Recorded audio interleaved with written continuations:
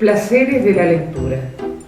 Se trata de un programa al que podemos definir como un espacio, o mejor como un universo pleno de momentos, hasta podríamos decir de prodigiosos instantes, que se irán deslizando como efecto o resultado del encuentro de palabras, a partir del diálogo que entablamos con el autor de una obra.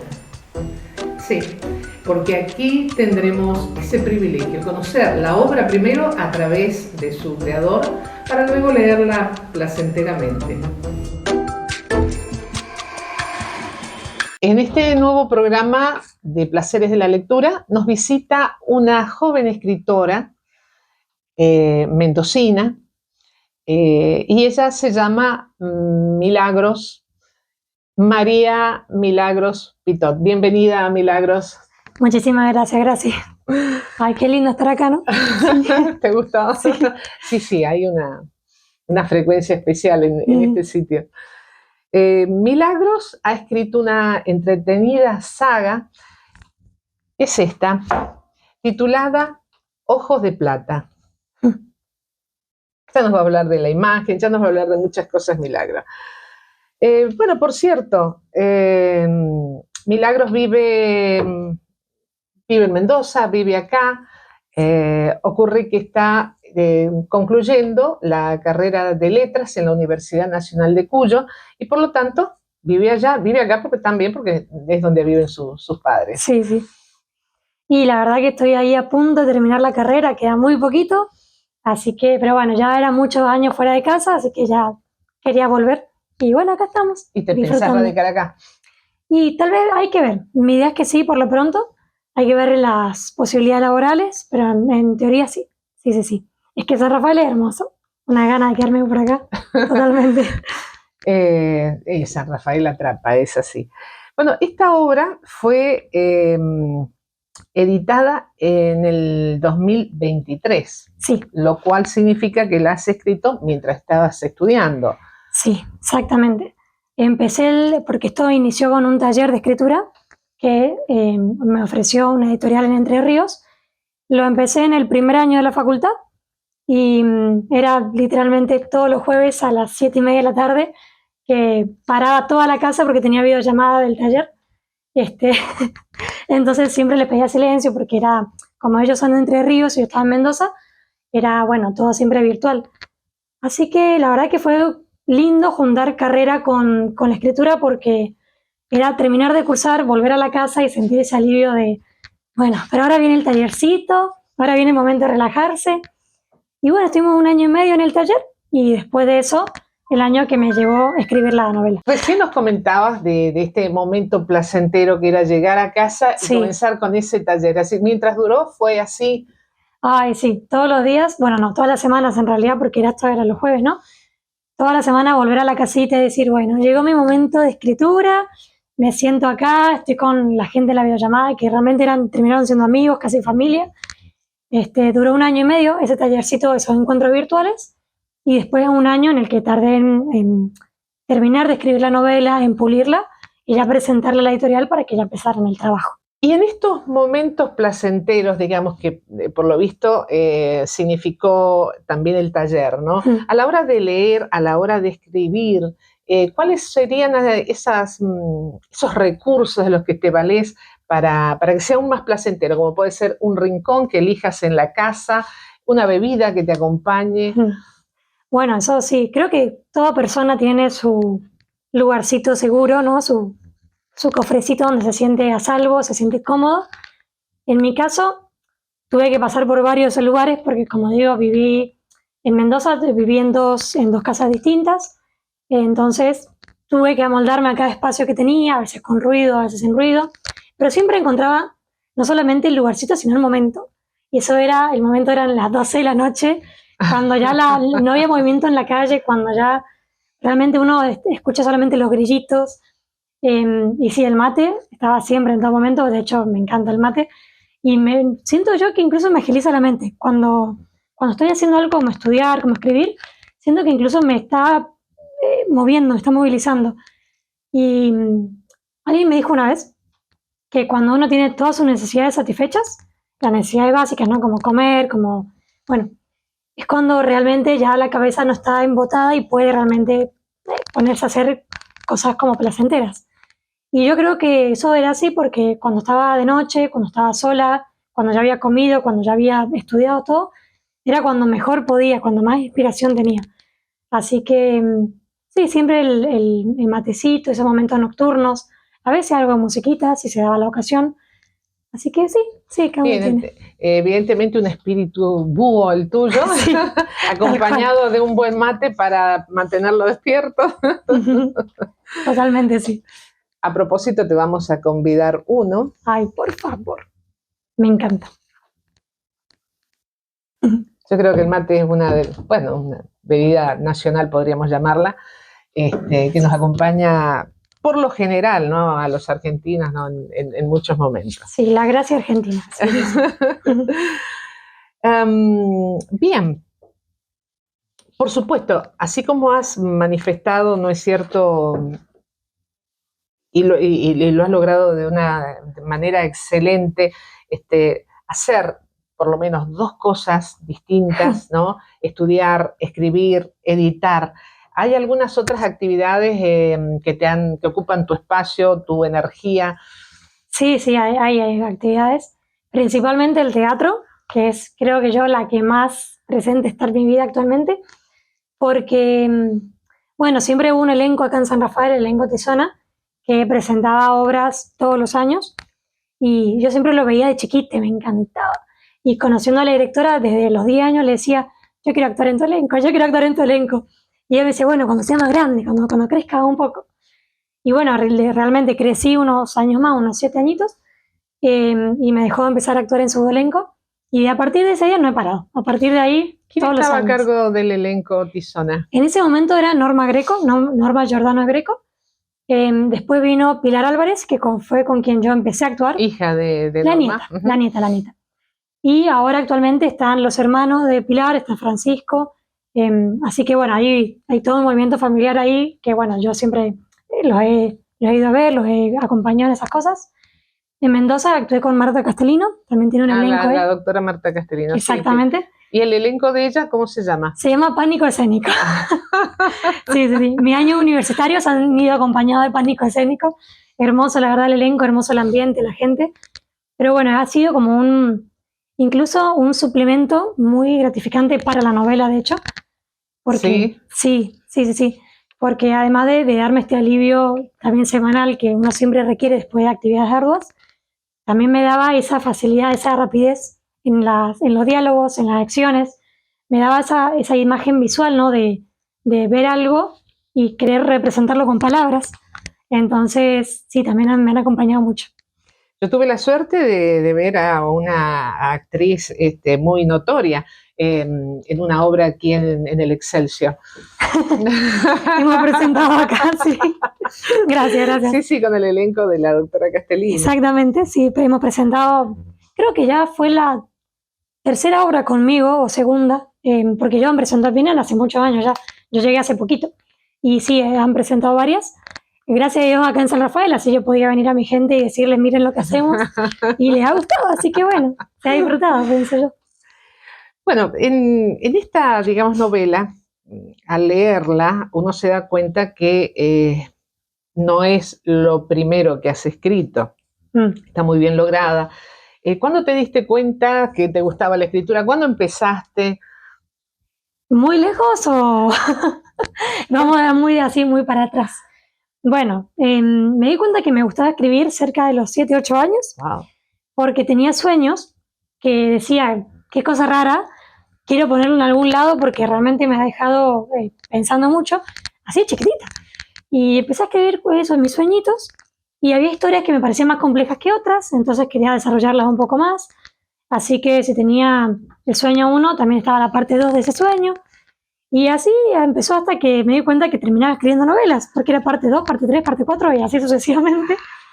Y bueno, la gente que lo leía me decía, seguí en esto porque lo haces bien y porque tenés ideas rarísimas, cosas que a la gente le va a gustar. Así que empecé a escribir desde allá, de muy pequeña, muchos cuentitos, después empecé a meterme en la poesía, principalmente en la época universitaria, que no tenía el tiempo para escribir cosas para que se desarrollaran tanto en el tiempo, sino cosas más puntuales, más cortitas. Así que empecé con la poesía, pero bueno, la novela me ha acompañado desde esos inicios y realmente me siento muy cómoda con la novela. Ya tenías un buen ensayo, entonces. Tenía bastante ensayo, sí, ¿Es mis la compañeras del colegio. primera obra que publicás o has tenido publicaciones con esos relatos o esos cuentos o esas novelas chicas? Es la primera que publico oficialmente, pero, muchas gracias, pero en mis 15 años me regalaron mi primera obra editada, por así decir. Fue una edición que armaron con mi familia, con amigos, la única versión que hay de ese libro, pero fue una versión preciosa que yo me acuerdo que lloraba y lloraba porque lo veía y me emocionaba porque era un libro, era realmente un libro en mis manos. Sí, no, y ese la verdad que me emocionó muchísimo y a partir de ahí me di cuenta que realmente puede salir algo más allá de yo escribirlo, que la gente lo puede leer. Y bueno, sí, así empezamos. Evidentemente la familia siempre estuvo presente, te ha apoyado muchísimo. La familia, los amigos del colegio, que pobres fueron mis ratas de laboratorio, con ellos leía, los obligaba a todos a leerlo para que me dijeran si estaba bien o mal. No, pues sí, mi familia me apoyó del día uno, estuvieron ahí incitándome que escribiera, invitándome a cursos de escritura creativa, llevándome a todos esos eventos que podían enriquecerme más.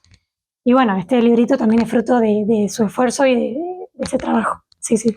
También has participado de congresos, ¿no es cierto? Sí, en la universidad, exactamente. ¿Sobre qué?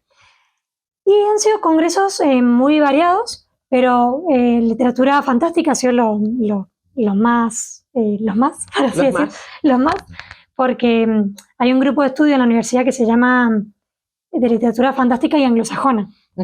Entonces hacemos hincapié en todo lo que es fantasy, en todo lo que es fantástico, escritores como Lewis, como Tolkien. Entonces ahí es donde más he podido desarrollar todo lo que sería la parte de investigación sobre estos temas.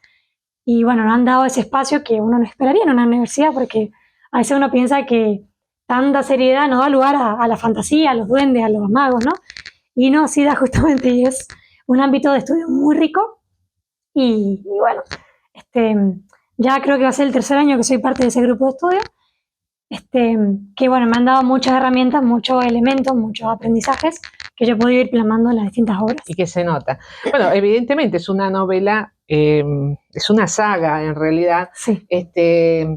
Que precisamente tiene todos esos elementos y mucho más, porque como que la autora no se queda así, digamos, con lo débil, con lo simple, con lo sencillo, ¿no? Le aporta más y más. Y sin saturar, ¿no? Es increíble, has logrado una literatura así muy amena, muy rápida, así como tu pensamiento. Como mi manera de hablar. Es muy ágil, por cierto, muy linda. Pero yo quiero hacer hincapié también en algo que vos acá en la solapa, o sea, aparece en la solapa algo que vos has dicho, y es esto, este libro busca ser el primero de muchos que persigan el fin de mostrar lo bueno, lo bello y lo verdadero en un mundo que parece haberlo olvidado. Y hago hincapié porque últimamente ni la literatura ni el cine, o digamos que no en un 100%, nos acercan precisamente a esto, ¿no? Sino a todo lo contrario, a lo feo, bueno, lo verdadero es discutible, y nos acercan o nos alejan más bien de la utopía, de los finales felices, claro. De la ilusión, de la esperanza, ¿no? Sí, pienso que hay valores trascendentales que son muy altos y que al mismo tiempo son básicos, porque los tenemos en el día a día, son cosas que uno abre la ventana de su casa y de la pared, ¿no? Y ya lo puede ver esa belleza. Y realmente mucho de la literatura que pienso que se promueve hoy en día se ha apartado mucho de eso, ha dejado mucho de lado todo lo que es transmitir cosas bellas, cosas buenas a quien lo lee, en pos de generar dinero, generar cosas que no hacen bien, en mi opinión, ¿no? Entonces, como que siempre lo que busco con mis obras es mostrar valores, es mostrar justamente que hay una belleza que existe, que uno tiene que buscarla, que no tiene que quedarse con este vacío, con esta fealdad que uno puede llegar a encontrarse en lugares donde uno no lo esperaría. Y la literatura, poquito a poquito pienso que se está convirtiendo en eso, en un lugar que no es el seguro para algunos, ¿no? Algunos que piensan que buscan valores ya a veces no lo encuentran en las novelas. Entonces mi novela justamente busca ser ese asidero para esas personitas. Eh, y bueno, justamente al mismo tiempo cuando uno promueve la belleza y busca la bondad, también la está buscando en sí mismo, ¿no? La está tratando de encontrar por uno mismo. Así que con estos pequeños actos, con esta novelita, también busco yo encontrar esas cosas. Así que sí. Y lo haces trascendente. Obviamente que acá, cuando empezaste a escribir, a mí se me representa, es decir, ¿sabías exactamente qué era, tenías idea? Porque elegís un tema, si viene de la literatura, podríamos decir universal, parte de un mito, Sí. un mito antiguo, un mito griego, Sí. que lo retoma Ovidio, digamos, en esa compilación de transformaciones en su metamorfosis, y que lo ha tomado la literatura a partir de, no tanto de ahí, más bien en la Edad Media, ¿no es cierto? Creo Sí. que muchísimo. ¿Cómo se te ocurrió tomar el tema del hombre lobo, ¿no? Es un tema curioso, de verdad lo acepto, pero siempre me ha gustado la imagen del licántropo porque muestra cómo una persona puede llegar a manifestarse como un monstruo sin aparentarlo directamente, ¿no? Bueno, y justamente lo que hace la metamorfosis en Ovidio es mostrar ese monstruoso que tiene el hombre a través del lobo. Pero al mismo tiempo, el animal lobo siempre ha sido mi animal preferido. Me gusta mucho la figura noble que tiene, la figura sublime, tal vez si se quiere, esa imagen del animal solitario, pero que al mismo tiempo necesita de su manada para poder comer, para poder vivir, ¿no? Siempre me ha gustado eso. Y bueno, me pareció una imagen curiosa, pero todo esto no llegó tanto por ahí.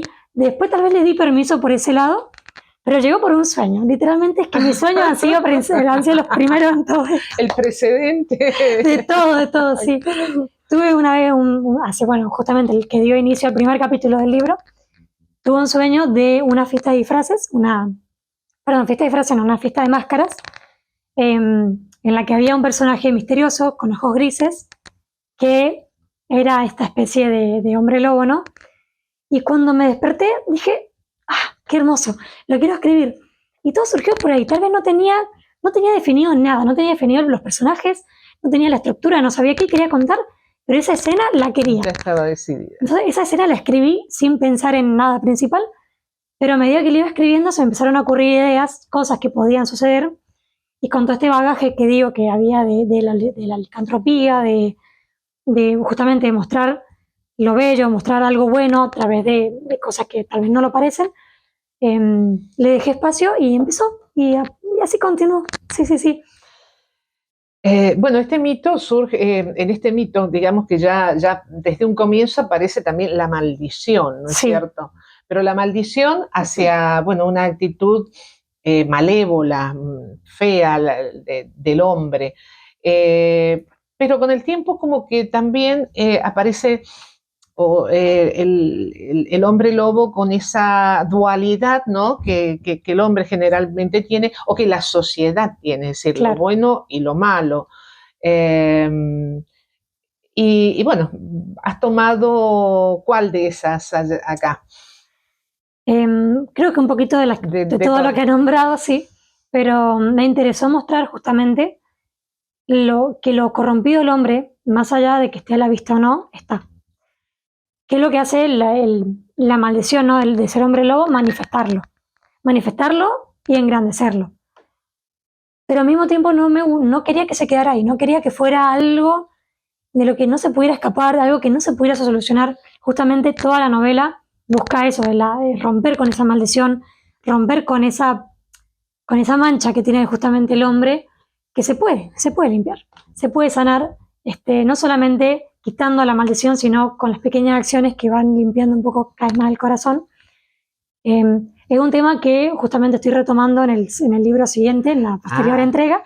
Estoy retomando esta misma idea porque me pareció interesante justamente mostrar que hay cosas en las personas que tal vez no lo vemos día a día, y que esas cosas son como la pequeña cruz que cada uno carga, no son esos pequeños pesos en la espalda, y que todo se puede aliviar, todo se puede sanar, todo se puede limpiar, lo que yo quería hacer es como extenderle la mano a ese hombre que está en el barro, ¿no? Justamente para que pueda salir. Así que Toda un una poco de eso. alegoría también, ¿no? Esa es la idea, sí, sí, sí. Bueno, yo quiero que miren esta imagen porque ahora la autora nos tiene que contar algo. Sí.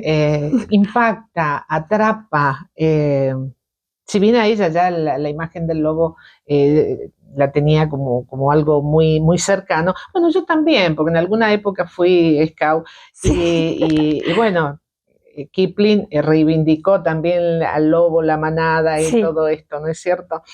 Pero si la miran, fíjense, aparecen los ojos plateados, un lobo que evidentemente estaría iluminado por una noche de luna llena, un título que también está así con un color plata.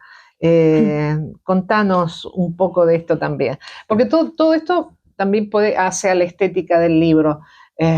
Una tapa maravillosa, una imagen que impacta, un título con una tipografía notable. También podemos destacar que la tipografía interna es muy buena, ¿no? Que está para todos los problemas de vista, ¿no? La miopía, la presbicia, todo podemos leer. Sí, la letra grande. Y tiene también un detalle que cada capítulo aparece, obviamente, con un título y con una letra decorativa. Verdaderamente, no sé si vos tuviste que ver en la elección de todo esto, ¿sí? Bueno, así, maravilloso. Yo me fijo siempre en esas cosas. Qué bueno, vale. Bueno, que la editorial estaría orgullosa, estaría muy feliz porque realmente el trabajo fue de ellos principalmente. Bueno, primordialmente. La tapa la hizo Augusto Bonpadre, que es uno de los dueños de la editorial. Augusto Nazaret Bonpadre. Sí, el diseñador, sí. Estuve en comunicación con él para que hiciéramos la tapa. Yo le di ideas, le dije, quiero que haya un lobo, quiero que los ojos del lobo sean grises, me gusta el fondo negro, todo lo demás, tu libertad. Y él lo tomó, lo agarró, lo enriqueció, lo engrandeció todo, porque él ya me mostró la imagen, ¿no? Él dice que la fue trabajando un poco con IA, un poco con sus herramientas. Yo pienso que parece una pintura casi, o sea, parecen pinceladas directamente. Sí, hermosa. Pero bueno, sí, él respetó cada detallito y yo creo que le da a la esencia de la novela justamente cómo está representado ese lobo gris, con ojos grises. La plata es uno de los elementos más importantes de la novela. Sí, antes quería decir, no hemos hablado de la editorial, Uno Estudios. Sí, Uno Estudios. Y decís que están en Entre Ríos, Paraná. Entre Ríos, perfecto. Sí. Sí, evidentemente la plata, el metal plata es algo muy importante porque es ante lo que sucumbe el lobo, claro. ¿No es cierto? Han habido diferentes formas, que una bala, que una daga, que un mango de un bastón, lo que sea, pero la plata. Y bueno, siempre creo que uno de lo que siempre ha conocido es que el hombre lobo está relacionado con que su debilidad es algún elemento de plata, ¿no? Y me pareció que era importante rescatar ese detalle, también porque le hace a la belleza, ¿no? de estos animales, le da ese toque único, lo hace reconocible entre todos, le otorga esa belleza que tiene el color como de justamente plateado, y al mismo tiempo esa belleza que tiene su maldición, es lo que lo lleva a que sea reconocido por los demás, a que sepan que están tratando entre un hombre lobo. Pero bueno, sí, el elemento de plata creo que tenía que tener su importancia. La mitad de los elementos que están en la novela tienen algo que ver con esto. Y bueno, sí. Cuando se habla de transformación, ¿no? A través de la literatura y del cine, que bueno, en el siglo XX el cine amplifica todo esto ya con sus técnicas, con todo el servicio, digamos, de esto. Y bueno, pero un siglo antes aparece recién, creo, la mujer lobo, ¿no es cierto? La mujer que se transforma en lobo. Hasta esos momentos era como que era una actitud, claro, o un privativo del hombre. Sí. Y vos sí retomás en esta el tema de la mujer lobo, ¿no es cierto? Sí. Esas transformaciones en algunos casos las muestran como dolorosas, otras como una pérdida de conciencia. Y vamos a ver más o menos si nos dice algo acá 50-51. ¿Qué pasa con el hombre lobo de nuestra autora acá? Dice, todo su cuerpo comenzó a cambiar de a poco, haciéndose más y más alto cada vez. Cuando llegó a los 2 metros, sus manos y sus pies, su rostro se volvieron peludos. Su nariz se alargó como en un hocico, sus orejas crecieron hasta terminar en punta y sus uñas se estiraron como garras. Jamás había visto a un hombre lobo transformándose y definitivamente no era algo placentero de ver. Ante mi grito, el hombre lobo se volteó hacia mí, pero en aquellos horripilantes ojos grises no vi ni rastros del muchacho con quien había emprendido el viaje. Aquel era un monstruo e iba a acabar con cualquiera que se encontrase cerca, incluso conmigo. Y aquí también la ferocidad, ¿no es cierto? No habla en este caso del dolor. Sí, eso es un detalle que pensé que también le aportaba todo esto, esta imagen más de la culpa de cada uno, ¿no? De cómo carga cada uno con lo suyo. Cada persona tiene un desencadenante distinto. Cada persona tiene una manera distinta de llegar a ese estadio de maldición, ¿no? En el caso de ese personaje que se está transformando, que es Cuervo, su desencadenante es la ira, es la furia, es toda esa fiereza, ¿no? El desencadenante de otro personaje, que tal vez no hace falta que lo diga ahora, es la tristeza. Ese estado de llegar casi a sucumbir por la depresión, ¿no? Que yo creo que es uno de los grandes males de nuestro tiempo, la depresión. Así que cada persona tiene su propio desencadenante, entonces cada transformación va a ser distinta. Siempre conlleva a ese estado, por ejemplo, el hombre lobo, en el que ya la persona no tiene ningún control sobre lo que pasa. Ya no es una persona, es esa bestia, ¿no? Es una bestia. Entonces, claro, ya no... Y enfurecida, sí, por el motivo que haya sido, ¿no? Claro, se deja llevar por todas sus pasiones, todo lo sensible, ¿no? Ya no tiene control sobre la mente. Sí, sí. Recién comentaste que a partir de un sueño comienza esto, ¿no? Sí. Pero bueno, esta es una historia, digamos, me imagino que ha tenido diferentes facetas. ¿En algún momento te sorprendió la trayectoria que iba adquiriendo? ¿Cuándo no? Impensable. Uy, no, si te dijera realmente, había cada paso, cada cosa. ¿Tuviste que desdecirte, deshacer y todo eso? ¿O era como que ibas incorporando, agregando, sumando, como es tu estilo? Exactamente, sí, porque cada persona tiene un estilo propio cuando escribe, ¿no? Algunos necesitan poner como paso por paso lo que va a hacer, ordenar cada capítulo, qué va a contener cada capítulo.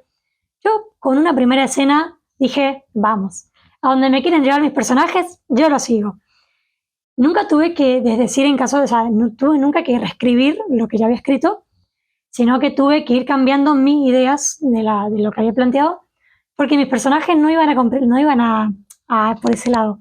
Cada personaje tiene una personalidad marcada, y si yo los llevaba por el camino que hubiera querido llevarlos, lo habría contradecido, habría ido contra ellos. Básicamente mis personajes se me revelaron. Bueno, y hablando de los personajes, sí, ¿qué es lo que tuviste en cuenta, digamos, para esa caracterización fundamentalmente? Bueno, tuve en cuenta que me parece que crear personajes básicos o llanos no nos iba a servir en este caso, pero para hacer personajes profundos, que se movieran, por así decir, iba a necesitar justamente darles una característica propia, un defecto predominante, una virtud. Iba a tener que dotarlos de una coherencia que uno a veces no suele tener en cuenta. Con que los personajes realicen las acciones estamos. Y no sirve así. Si un personaje, por ejemplo, es vago para levantarse, no puedo decir que madruga fácilmente, ¿no? Tiene que estar ese trabajo. Así que tuve que tener todas esas cosas en cuenta. Cuervo creo que fue mi mayor reto, porque crear un hombre con la mentalidad de hombre, con características que tuvieran en cuenta su historia, su pasado, su presente, fue un asunto que hubo que trabajar. Tomé muchas decisiones en el camino que al final no me sirvieron, porque realmente mis personajes no iban a ir por ese lado, así que tuve que ir rearmando la historia. Pero como decía, yo dejé que ella tomara su curso. No no me gustó la idea de tener que cortarlos y decir, no, esto no, sigamos por acá. Realmente me gustó que ellos fueran tomando sus propias decisiones, que fueran llevándome a mí hacia un lugar que no hubiera esperado nunca llegar. Y bueno, así terminado con la historia que tenemos hoy, ¿no? O sea, realmente lineal, completamente lineal, sí. Sí, y todos los personajes son coherentes, todos los personajes están bien caracterizados, evolucionan, bueno, sobre todo 4, ¿no? Que serían los dos protagonistas, o sea, el cuervo que, bueno, ya te más está decir que es el hombre lobo. Sí, exactamente. Hay otros más, ¿no? Como puede ser Sika, ¿no? Sika. Y bueno, y la protagonista que es Alasne. Sí. Sika, ese amigo incondicional que todos querríamos tener. Que además, bueno, ya vamos a hablar de los nombres, ¿no? Que les has elegido. Lo cierto es, como les decía, es una historia muy amena, muy llevadera, muy ágil, y es una sucesión de aventuras, ¿no? Muy bien descritas, muy bien pensadas, programadas, secuencia por secuencia. Y en este sentido, podemos decir que es una historia de aventuras, por un lado, que es una historia de amor. Como decíamos antes, tenemos los trascendentales, ¿no? Y yo pienso que hay elementos que son esenciales y que son básicos y que sí o sí tienen que estar, como es la aventura, es como es el camino de crecer, como es el amor, como es la amistad. Así que sí, yo diría que ambos elementos están, pero no son predominantes porque la historia muestra un recorrido de autoconocimiento, de crecimiento, de redención, ¿no? Sí están porque pienso que todas esas pequeñas cositas ayudan a llegar a ese fin. Pero bueno, el romance yo creo que también es importante, es algo que a todo el mundo le gusta cuando lo encuentra. Sí. Entonces sí. Y ha matizado muy bien. Y obviamente para hacer una saga has tenido en cuenta elementos como puede ser el ambiente, donde se desarrolla la acción, donde transitan esos personajes que evolucionan y que siguen su recorrido ya en su búsqueda, ¿no? Uh-huh. Sí, la creación del mundo fue otro de esos desafíos que hubo en el camino.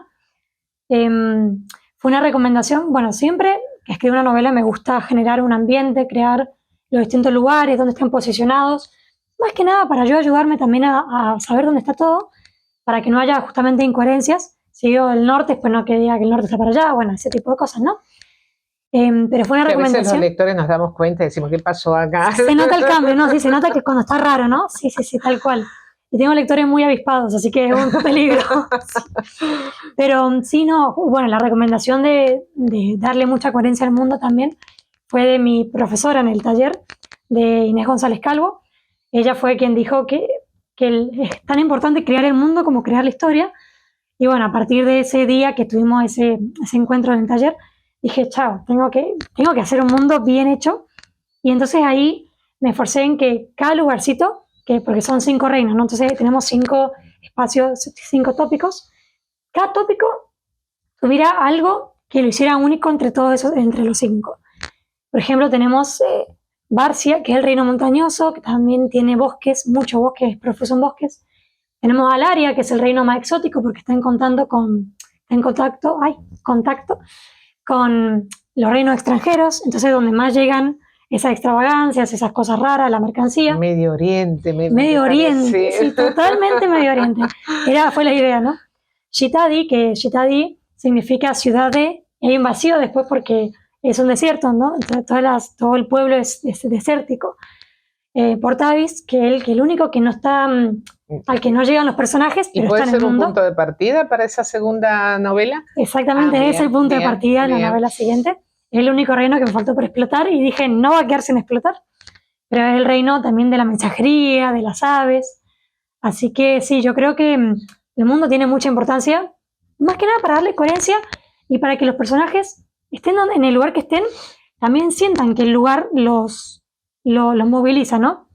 Que si están en un desierto, las cosas que le pasen sean fuertes, como el desierto fuerte, como lo seco que es el desierto, ¿no? Todo ese tipo de detalles que realmente hacen a la historia. Por cierto, las descripciones que hace son maravillosas y el lector se puede ubicar perfectamente. Por ejemplo, vamos allá que estamos, vamos a leer algo. 17. Sí. Acá dice: el paso de la montaña, mejor conocido como el salto de la cabra, era el camino secundario que utilizaban los granjeros para pastorear sus cabras y ovejas. No había nunca centinelas allí, pero tampoco eran necesarios. No nos gustaba usarlos porque para llegar de la montaña a la pradera y de allí al bosque había que cruzar el cañón de la Calavera, donde antes había un puente, pero que se había deteriorado y derrumbado con la humedad y el paso del tiempo. Podía cruzarse, pero a riesgo de resbalar y caer al cañón, que no se llamaba de la Calavera para nada. Bien, ¿y la época? Bueno, la época, pienso que la mejor magia está siempre en los mundos medievales y la verdad que siempre me ha gustado todo esto de los reinos, los reyes, las princesas, cómo se maneja el mundo sin celulares, todo eso herramientas nuevas que, por ejemplo, las armas, no me servían, o sea, las armas de fuego. No pensé que fueran a sumar a la historia y pienso que es hermoso llevar a la gente a mundos nuevos, ¿no? Así que me gustó que el mundo fuera más medieval. Como hay una mezcla de burgueses, de todo lo que sería el dinero, todo eso, está tirando medieval, modernismo, hay una mezcla ahí. Pero bueno, como es un mundo único, tiene sus propias leyes, así que no hace falta que respeten toda la historia, pero principalmente de medieval, los castillos, todo ese mundo de fantasía que a uno lo lleva a sentirse parte, ¿no? Sentirse un caballero, sentirse una princesa, todo eso. Y a propósito, esto que es un complemento, ¿no? Sí.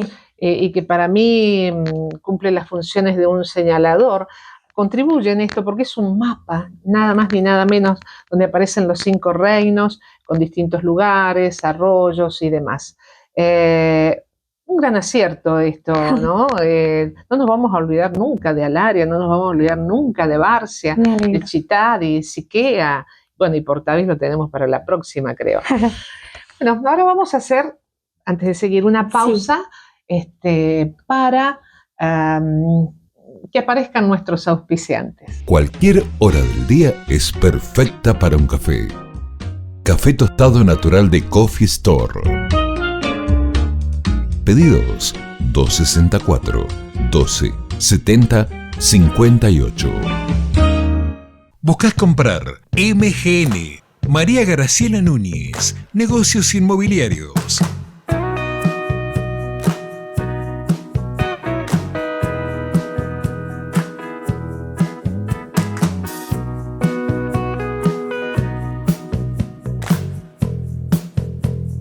MGN, Doctor Maradona, 1767, San Rafael, Mendoza.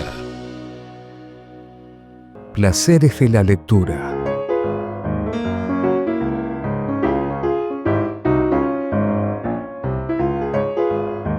Bien, bueno, retomamos con el punto de vista que ha elegido la autora, ¿no? Está en primera persona y es el protagonista. Y debo decir realmente que en no pocos momentos me ponía en el lugar de la protagonista, me subía a su ritmo. Obviamente no era por una intención mía, sino porque ella me llevaba. Sentía que podía realizar esas destrezas, ¿no? Obviamente estamos hablando de Alasne, y Alasne es una cazadora muy diestra en eso, que no da ningún paso sin haberlo analizado. Y por otro lado, también sentía los cambios de estado de ánimo de la misma protagonista. Y en esto, bueno, creo que los aciertos fundamentalmente son a esos monólogos o soliloquios de la autora, que son muy rápidos, que se fijan en todos los detalles. Y si bien mi edad no condice como para ser una cazadora tan diestra, yo sentía por momentos que podía hacerlo. Y eso creo que es lo interesante de la literatura, ¿no? Que uno pueda vivenciar lo que esa propuesta, poder disfrutar y ser parte de tantas aventuras como aparecen y de conocer también todos esos mundos que se describen. Claro. Pero ese punto de vista que es el primero, el de la primera persona protagonista, aparece justo a la mitad del libro, y esto me llamó la atención, por eso quiero que también me des tu opinión, y obviamente creo que hasta lo anuncia. Hay un cambio de perspectiva. El título del capítulo se llama Un cambio de perspectiva. ¿Y qué ocurre? Ya no es la protagonista, ¿no? Sino que es Cuervo. No, perdón, no es Cuervo. Hay el punto de vista es testigo, ¿no es cierto? Una tercera persona testigo que empieza observando a Cuervo, y de la escena desaparece precisamente Alasne, la protagonista. Sí. Contanos de esto. A mí me pareció así como una licencia permitida que le hace como un cambio de estructura, ¿no? al esquema, y bueno, que me parece fantástico. Sí, sí. Es la primera vez, bueno, segunda si contamos cuando se mira en el espejo Alasne, es la primera vez que vemos a Alasne desde otro ámbito, desde otro puesto, justamente. Este cambio de perspectiva es muy a propósito, porque no solamente el cambio de perspectiva justamente de primera persona a tercera, sino el cambio de perspectiva que tiene Cuervo sobre lo que está pasando a su alrededor. Es la primera vez que le hace el clic sobre la situación en la que está, ¿no? Entonces, me parece lindo escribir en primera persona, primero porque mis novelas favoritas han sido escritas en primera persona, entre ellas la de Percy Jackson, por ejemplo, esa saga hermosa, divina, que tiene una adolescente de protagonista, y que uno se siente ese adolescente, se siente ese chico que está teniendo todas esas aventuras y todos esos problemas. Y pareció muy importante justamente mostrar que Alasne podemos ser cualquiera de nosotros. Son problemas, son complicaciones, son preguntas que cualquiera se puede hacer en cualquier momento de su vida, porque todos estamos creciendo, todos estamos evolucionando de alguna manera. Y pienso que hacernos preguntas y realmente considerar cada paso que damos es algo que es importante hacer y que hacemos todos. Así que Alasne representa eso, representa a todos los hombres, ¿no? Y Cuervo viene a ser ese tipo de persona que uno ve justamente su cambio. Porque en Alasne tal vez el cambio es un poquito más suave porque nosotros estamos siendo Alasne. Pero en Cuervo vemos el momento exacto en el que cambia, ¿no? Y ver eso justamente también nos hace dar cuenta de todos los cambios que sufrió Alasne, porque va viendo la postura de Cuervo con respecto a ella, va viendo qué es lo que le gusta a ella, qué es lo que no, pero sí, ella lo cambió, pero no lo cambió. Son todas esas cuestiones, ¿no?, que van surgiendo en ese capítulo, que para mí es mi favorito, como lo escrito es mi favorito. Y bueno, sí, pero creo que el cambio de perspectiva es importante no solamente para Cuervo, sino para cada uno de nosotros. Los personajes tienen nombres muy significativos, aparentemente, ¿no? Hay algunos que sí y otros, pero en sí las palabras tienen como una musicalidad, tienen inclusive, aparecen con diéresis, aparecen con apóstrofe. Por ejemplo, Alasne, Cuervo, Miras, sí. Tov, Sika, que también tiene un significado, Camari no sé, ¿no? Contanos, por ejemplo, el de Alasne. Sí. ¿Vale? ¿Por qué elegiste ese nombre y qué otro significado tendría? Bueno, como yo digo, la historia surgió de un sueño, ¿no? Pero siempre suelo crear los personajes de una novela antes de la novela. Me parece importante que situar al personaje dentro de una historia. Entonces, Alasne, como tal, como persona llamada Alasne, con sus características, ya existía. Ya estaba pensada para otra novela que al final no ha visto la luz. No sé si algún día lo hará, tal vez sí, tal vez no, veremos. Pero bueno, Alasne, el Cuervo con su nombre real, porque Cuervo es un apodo que le pone ella. El Cuervo también existía, ¿no? Son personajes que ya existían, cuyos nombres los pensé como una alegoría de las distintas facetas de una misma persona. Entonces cada nombre significa lo mismo en distintos idiomas. Alasne proviene del catalán, si quieren búsquenlo, ¿qué significa? Miras, o bueno, yo le digo Mirjas, pero he visto que mucha gente dice Miras, así que está aceptado también. Viene, si no me equivoco, del euskera, o sea, son... Creo que el del euskera es Alasne, ¿puede ser? O ya lo vamos a verificar. Vamos a verificarlo porque sí, la verdad que se me ha hecho el lío incluso a mí. Todo un asunto. ¿Y qué significa Alasne? Bueno, Alasne, antes de decir eso, esta historia anterior que no he visto la luz, lo pensé como una de las facetas de una misma persona, que en ese caso iba a ser yo. Yo me llamo Milagros, así que Alasne es Milagros. En ese idioma, Milagros. sí. Y bueno. ¿Y Sika? Zika, Zika realmente es en realidad una especie de las dos cosas, porque encontré una palabra parecida en otro idioma, pero al mismo tiempo la sonoridad, la grafía de Zika me parece hermosa, me parece lindo cómo se escribe, cómo se pronuncia, y quería que fuera un personaje lindo, justamente el que tuviera el nombre lindo, quería que fuera un personaje lindo, un personaje que se llegara a querer, así que Zika también es Milagros. Es Milagros, pero también es arma corta o algo así. ¿Sí? Me estás instruyendo realmente. Ay, no, Qué bueno, no quiero, no sé. Me estás enseñando. No, yo lo asocié porque como era el armero tuyo, claro. digamos, el del protagonista, sí, que arma la... Pero bueno, eso es lo lindo de la literatura. Cada uno le puede dar su toque. Sí, tal cual, sí. Pero no solo el nombre de los protagonistas, también el nombre de los lugares, ¿no? Niadar, con diéresis, Barcia, bueno, Siquea, son los reinos, pero hay un reino en particular que es Alaria. Sí. Y Alaria a mí me suena como precisamente el reino de donde surge el mito. Sí, puede ser. Antes de escribirlo empecé a leer la Metamorfosis de Ovidio, así que puede ser que me haya quedado alguna idea subconsciente. Que es Arcadia. Claro, Arcadia, exactamente. Perfecto, bueno. Sí, no, la palabra Arcadia, otra de esas palabras que sonoramente me suenan preciosas y todo el bagaje que tiene me resulta muy curioso, así que puede ser que muchas de mis ideas principales salgan de ese tipo de nombres. Sí. Bien, y el título obviamente no es casual, no es una elección fortuita. Yo creo que el título es tan importante que podría decirse que a partir de determinados capítulos es casi un protagonista, Ojos de Plata. A mí me pareció fantástico y también como que lo incorporo dentro de esa elección estética, ¿no? Sí.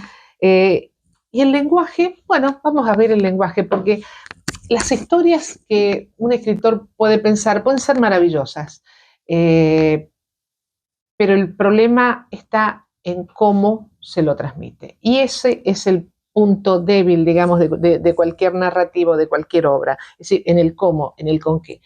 Y el lenguaje representa eso, es una elección permanente a cada momento, con cada palabra, con cada pensamiento, con cada frase que sale.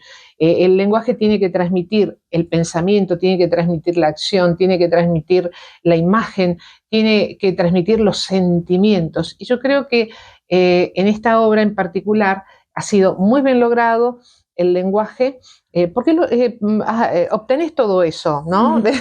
Qué bueno. Todo eso. Así que el mayor acierto para mí no solo es la historia pensada, el sueño con el que comenzó todo esto, sino radica en el lenguaje. Bueno, también sí, totalmente. Gracias. Y hay otra cuestión. Yo creo que hay un gran acierto, que ya lo dije, pero en el lenguaje lo vuelvo a repetir, y son esos soliloquios de la protagonista, donde a mí personalmente como que me han gustado más, me han hecho más ruido, me han movilizado muchísimo, Qué bueno, sí. Me han hecho pensar que soy Alasne. Claro, la duda que tiene Alasne, como digo, son dudas que podemos tener todos. Sí. Pero también es un pensamiento rápido, ágil, como la autora, claro. El de la autora, por cierto.